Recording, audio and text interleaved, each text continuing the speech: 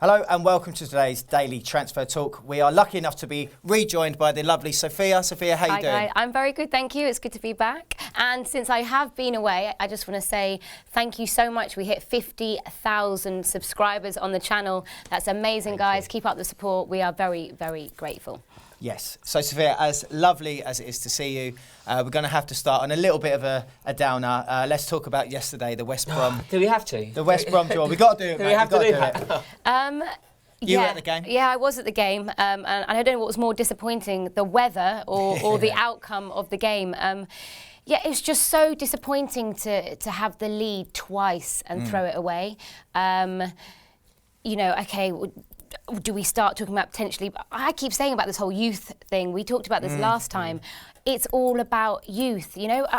I think we have succumbed to the fact that this season is as good of a write-off. I don't think a team at this stage of the season with the points we have, 24 points, has ever finished in the Premier League above 8th.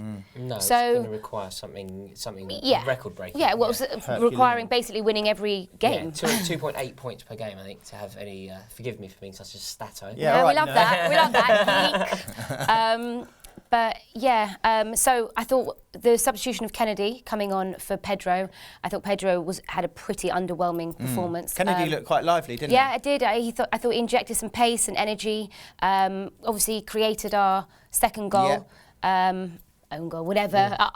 Give it to him. We'll give it to him. So, yeah, I think I would love to see Loftus-Cheek and Kennedy starting this weekend. Yeah. It'd be the right thing to do. I know that we didn't play well yesterday. You know, I think we actually had 2 shots on target, which is obviously not good enough, especially against a team like West Brom. We had an opportunity to leapfrog them in the league. We didn't take it. However, I don't want to be this bloke who sort of moans about refs and all that. You know, you become something you don't want to but become. he was abysmal. It really was bad, he wasn't can't, it? Obviously, we can't say that is the excuse for the end result. In the end of the day, you know... You've got to be finishing up games Yeah, like of that, course. haven't you? You've got to be I mean, there were times where I thought our play was magnificent. You know that chance where Costa could have finished it off. That could have been like goal of the season. But then it's a defensive display that keeps letting us down as well. I think we've conceded now 31 goals in 21 games. Yeah, it's a record That's high Not like for us, is it? That's so poor. Yeah, it's a so record high, poor. I think, for us in the league, which is obviously not good enough. What do you think that is? Do you hold Courtois accountable for any of the goals yesterday? Well, the first one I think was obviously a bit of a fluke. Well, I say fluke. It was massively against the run of play. Pedro should have been looking after the ball better exactly, on the halfway. and losing possession like that is obviously Unforgivable, I was about to say big mistake or unforgivable. But the second goal again just so disappointing that we're even allowing that level of space to you've got 4 minutes left. I know, just see it out, isn't And it? you've got Matic and Mikel on the pitch as well. Yeah. You're thinking that's seeing out the game. Do you Yeah, know you're what right, was you're really right. depressing in that circumstance? I've seen a sort of freeze frame just before James McLean strikes the ball. Yeah. And we had more than enough men back. It's an awful screenshot. I think we had about 6 men behind the ball, all perfectly capable of picking up a man or whatever, and they're all just ball watching. And McLean usually is Zuma acres. as well. I have to say I thought Zuma had a really, really good game again, but even for that goal, he sort of seemed to jump out the way. Everyone seemed to just switch off, which Backing is off, wasn't he? But then, it's just a shot from outside the box. I would like to think that the keeper could be getting down a bit quicker.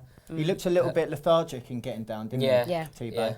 But, is Gus Hiddink going to be giving them a right telling off? Look, I don't think that's necessarily necessary, because there's no doubt. Yeah, Courtois is a fantastic goalkeeper. He's probably in the top 3 goalkeepers in the world. We're blessed in that position. We have a fantastic keeper who I think will be, hopefully, our keeper for the next decade. You know, I'm worried that the lack of European football will make his head turn, but I'm sure that he would be the first to admit that his performances since coming back from injury haven't been to the standard they were before. Absolutely, yeah. there must be an element of confidence about it as well when you're out for such a long layoff. Yes. Yeah, you're It right. can't Yeah. be easy. I mean, apart from that one absolute world-class save against Man United, Yes. he's looked, no better, say, than Begovic.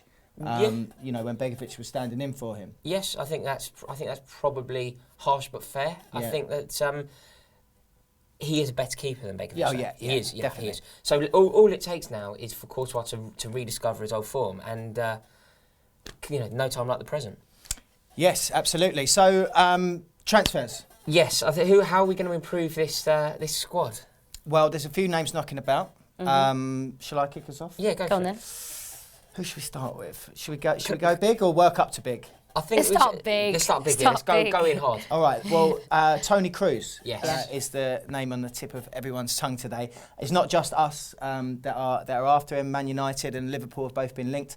But the headlines I'm reading is apparently we've put a £40 million bid in for Kroos. He's unhappy. Despondent at Real Madrid, isn't he? Yeah, he's unhappy apparently his lack of playing time.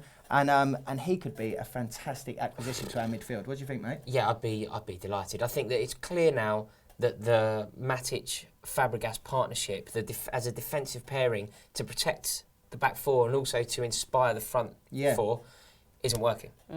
Therefore, I think the definition of madness is to do the same thing over and over again and expect different results. Yeah. We need to stop doing the same thing over and over again. I think it's proven now that Matic-Fabregas as a partnership doesn't work. And we need to inject something else into that position. I think it would be. I think that Ruben Loftus-Cheek can offer a lot in that position. Yes. But when a player of the calibre, World Cup winner like Toni Kroos comes available, you certainly don't turn your nose up. No. So I think we all agree that Loftus-Cheek, he is the future of our midfield. Well, has he signed a 5-year deal or extension? I mean, if we're talking about that, that's positive. Yes. I think I don't know whether he's actually put pen to paper, but it's definitely in talks. Going to happen. Yeah. Which I think would be a positive thing for sure. Yes, definitely. So if we're saying that, if we all agree Ruben is the future of our midfield, then say we bring in a Kroos, what does that mean for the Matiches, the Fabregases? Well, Matic has been off form for a while now, and I've seen a terrible stat of his contribution. We certainly are a better team without him on the pitch. I rate Matic. I think he's actually a master of his position. That defensive midfield role is an art form, and he has mastered it. However, he hasn't been playing like that. No, last season it was like, this man was born to play in that position, a bit like Makaleli. Yes. Yeah. This season, it's like two different players in a way. Completely. Yeah. But do you think, give him the third season, it could turn around again? Or I hope so. I certainly wouldn't want to see him leave the club. I don't think that's necessary. I think if Chelsea, he's still quite young as well. Yeah, absolutely. And if Chelsea's season goes to plan next year, if everything goes to plan, we'll play in excess of 50 games.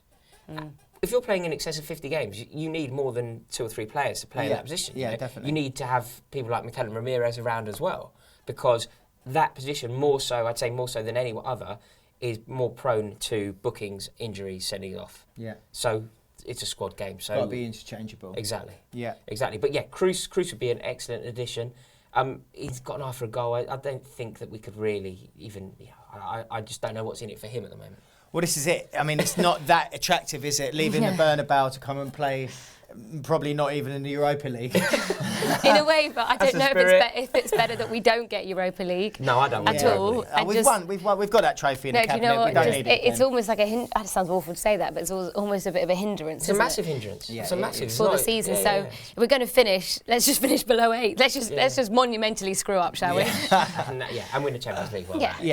And then knock Spurs off 4th, like we did last time. Yeah, sweet. Absolutely. But yeah, so Kroos would obviously be a welcome addition. Yeah. Obviously, we need more firepower up front. I don't know what. Yeah. I genuinely don't know what Loic Remy has to do to get a game. Somebody comment below, please. Yeah. If you're 2-2 at home to West Bromwich Albion in desperate need of a goal, you have one more substitution to use. If you don't bring Loic Remy on in those circumstances, when do you bring him on? That's actually another thing I wanted to ask you, because again, Costa has been in the papers today about his attitude. What's your take on all that? I think that's really harsh. I thought he was magnificent yesterday. I really do. I think he got it right. Obviously, the temperament is a slight issue, and he was on the line yesterday, but I don't think he crossed it. He's mastered this new technique of sort of putting his hands behind his back as he argues, which I think is quite clever, because it means he can't grab anyone. It's like the Liam Gallagher school of style. Yeah, exactly. Exactly. So I think that was good, but I think that he mastered it. There was a moment actually down the Matthew Harding end where I sit, where he chased a lost cause, slid in, kept the ball on for a West Brom throw rather than going off for a West Brom goal kick. Just towed it so that it went for a throw. We reclaimed possession and scored thereafter. It was really, really good play from him, and I think that he has looked the part. You can definitely tell that players go out to antagonise him to get him sent off. That because they are well aware. Yeah, exactly. He's a dirty side as well. Yeah, massively. But so Costa looked good. However, we needed another goal. We didn't bring Remy on. That's the facts of the matter. And Falcao is an option that we're not prepared to consider. No, Monaco have rejected. They don't want him back. taking him No back. one wants They don't want him No back. one wants him No back. one So wants that him. means, though, that we need reinforcements up front. Yeah. Well, You were there telling talks me of- about Yeah, Pato. Pato. Yes, Pato. AC Milan. That's right.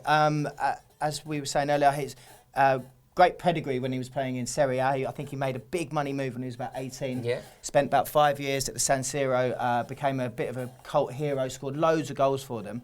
And then he's sort of gone off the boil, I think, in recent years. Yeah. He Been went, over in Brazil. exactly. Yeah, So yeah. he went back to Brazil. I think he's playing He was for at Corinthians. Yeah, he was. But then I heard that they loaned him out to Sao Paulo, Right. like the rivals.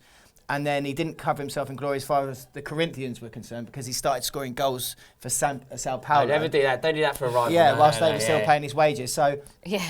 apparently Sadly. he's a big money earner in terms of wages. Right. And Right. Corinthians are looking to get rid of him.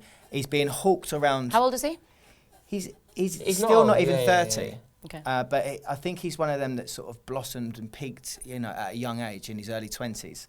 He's like you. Bit like me, yeah. So we're not the only club who've been linked with him at the moment. And it's one of them, really. If we were having this conversation like 4 years ago or something, I'd be quite excited about it. Yeah. Well, I we think were having- we were we were having the having a conversation conversation 4 years ago. yeah. Yeah, exactly. And I remember us all being Yeah. really excited. So, Yeah.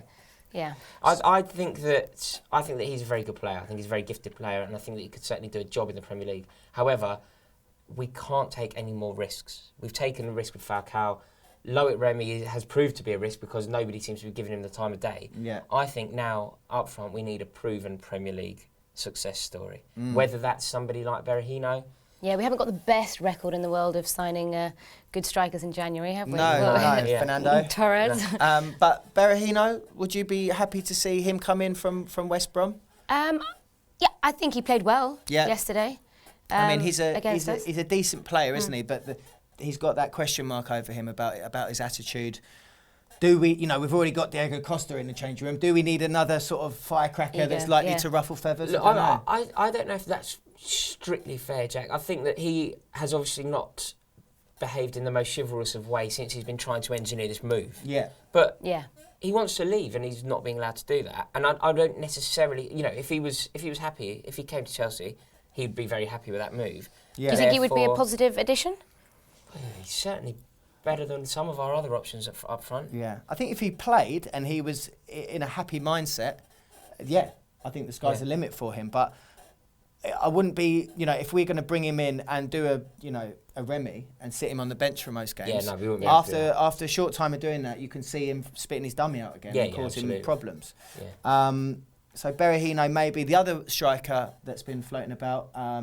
Lavezzi. Lavezzi, yeah. Lavezzi. Yeah, he's a very good player as well. Somebody, I think we've covered him already earlier in the transfer talk. Yeah. I would love to see him at Chelsea. I think he's a really, really good player. Again, I just don't know what's in it for him coming at the moment. He's going to come. He's going to obviously be second string. Yeah. Berahino could offer something very different to Costa, whereas I think Lavezzi would be coming in challenging Costa. And I think Costa is going to be our person who leads the line. Yeah, definitely. So it's tricky. But guys, comment below. Let us know exactly what you think. Who of these strikers should we get hold of? Yeah. They're your choice. Pato, Lavezzi, Berahino. Comment below. Let us know. On you Blues. Blues the colour.